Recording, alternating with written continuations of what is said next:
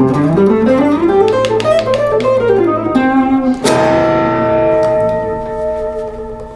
lot of times when we play guitar, a lot of us feel stuck. And one of the things that we feel is that we're playing the same thing, right? You're like, I know this line, and you're just playing it again and again. Now, it's okay to hear lines and ideas and to be able to play licks and all these things. It's great. The problem is when we only play these lines and we're feeling trapped and locked. So if you feel that way, this video is for you. Let's dive in. Great news, I'm putting out an album. I'm super excited about it. I worked really hard on this, so it's very meaningful for me. If you could help by pre-saving this song and maybe the album, it would be very helpful. It's free, so just check it out. Thank you. The first thing we want to do when we have this issue is take a line we know. I'm gonna grab a simple line. Let's see, I'll do this one. Simple but effective, right? I'm literally playing C major pentatonic, but the problem is when it's just fingering and we don't understand what we're doing. When that happens, it's very hard to make it flexible, and what we're going to do right now, it's my job, is to make this flexible, is to make you see, hear and feel these sounds so you can actually not play them or adjust them in different ways to create something that is meaningful for you. So we have this idea. Now the first step for me is understanding the surrounding, the environment that we're functioning in, right? So if again, this is my line, I want to hear and understand this is in C major pentatonic. Okay, let's say I don't know what C major pentatonic is. Great, well, C major pentatonic consists of 5 notes, penta, right? And this is C, D, E, G, and A, 1, 2, 3, 5, and 6. Now, it's important to really understand it deeply, because if we understand it deeply, we can say, ah, okay, you know, instead of this here, I can do this. Or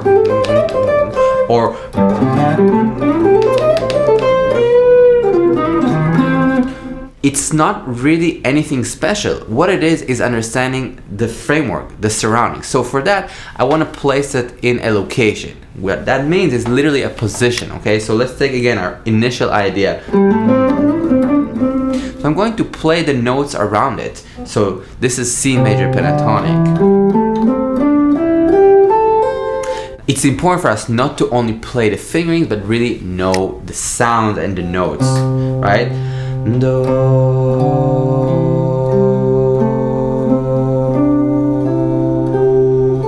Now, I mentioned this idea of singing and repeating that again and again because it's so important. It makes everything lock in. The same way I can sing the note, the center, the C, the point of gravity, if you will, I can sing the other notes. So, do, re, mi, sol, la, do, re, mi, sol, la, do. Again, you don't have to be a singer, you don't have to be anything special in that sense. It's just like trying to get close to the note, get close to the sounds, so we can feel this beautiful thing. Now, if we truly feel it, we can start singing it again and again, because again, this is 5 notes. The repetition is tremendous. So if we hear it, we can really, with much more ease, create. But you say, well, I understand C major pentatonic, but I can't really execute it. And I say, I know what's the problem. The problem is probably that you can't really play it in time. You can't really have your fingers snap and do it, right? Do the action. So for that, there is a very simple cure. Our friend, 70 BPM, simple chord notes.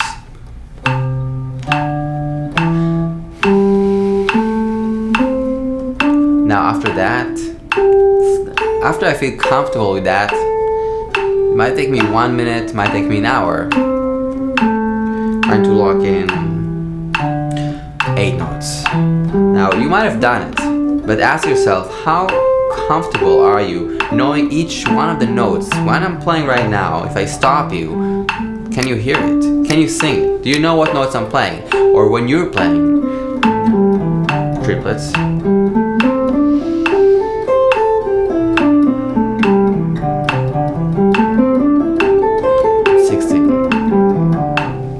now, this is really the ABC of this sort of information. If this is not easy, if playing 8 notes, triple and 16 in this kind of tempo feels hard, which maybe it is right now. It's totally fine, but that means that when you want to improvise, you're just overloading the system, right? You have this CPU that's processing a lot of things, but if this information is not handy, it's gonna be tremendously hard to form phrases.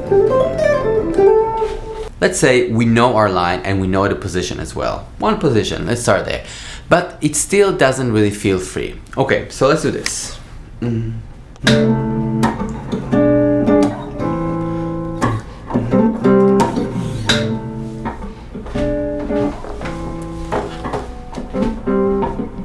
Alright, now I'm going to play this line in time. So, I'm going to try and play it again with more intention.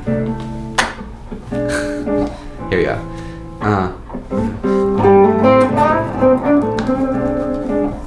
going to try and change the last note. I like this sound better.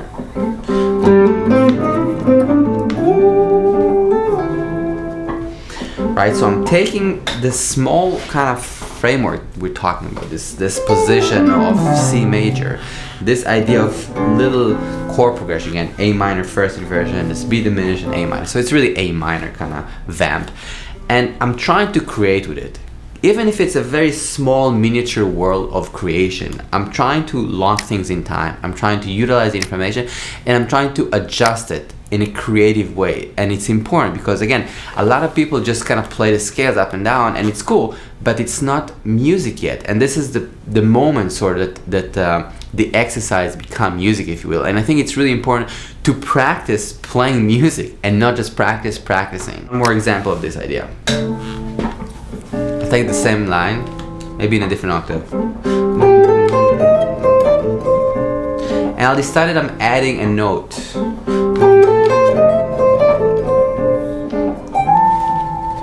Maybe 2 notes?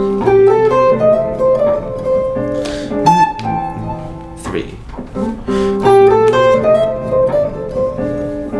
Maybe I'll omit some notes. I'm kind of imagining the line.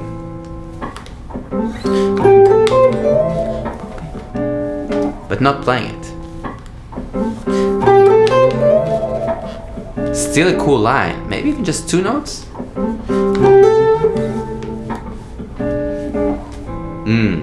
So what I'm trying to show is that with our kind of, feeling stuck phrases that we know and are comfortable for us, if we break it down and understand what we're doing, knowing the notes, knowing the framework, knowing the notes around them, and then utilizing them as sort of like a template of creation and creativity, and then changing the notes, changing the last note, adding something, maybe omitting a note or two, all these little variables.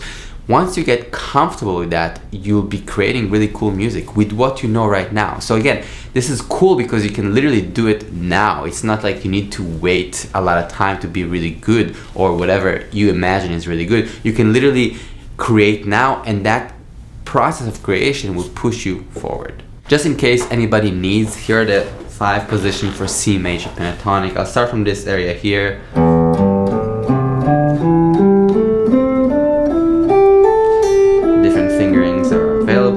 Optional. I'm thinking about this as my center, and see here.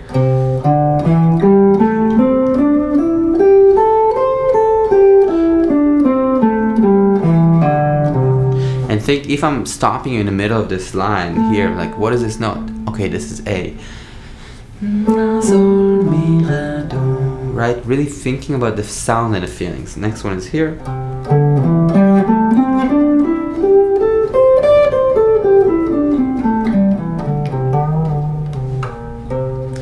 Without the flat. 7. Next one I'll do here.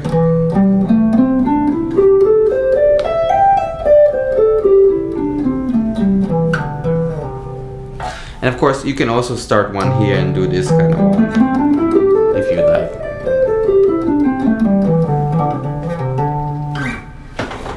So these are 5 positions to start getting more comfortable. Again, balance the framework. You're not comfortable with all these 5 positions, no problem. Just take 1 or 2 or even one, get comfortable, take a few lines and solo with it, and then take another one, get comfortable, and then mix these two, right? You can take it and say, one string. All these ideas are simple, but they're super effective to truly control what you know and you know. So just try and dive in a truthful way. Thank you so much for listening. I appreciate it, and I hope this helps a little bit, and I'll see you guys very soon. Peace out.